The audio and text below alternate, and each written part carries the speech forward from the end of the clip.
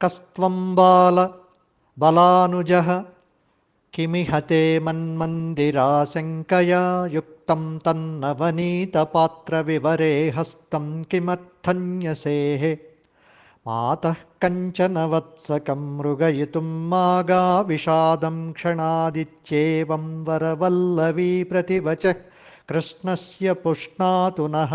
ఒక గోపికకు బాలకృష్ణుడికి మధ్య జరిగిన అద్భుతమైన సంభాషణ ఇది. నాయనా, ఎవరు నువ్వు? బలరాముడి తమ్ముడిని. ఇక్కడికెందుకు వచ్చావు? నా ఇల్లు అనుకున్నాను తల్లి. కాదా? అయితే వెన్నకుండలో చెయ్యెందుకు పెట్టావు నాయనా?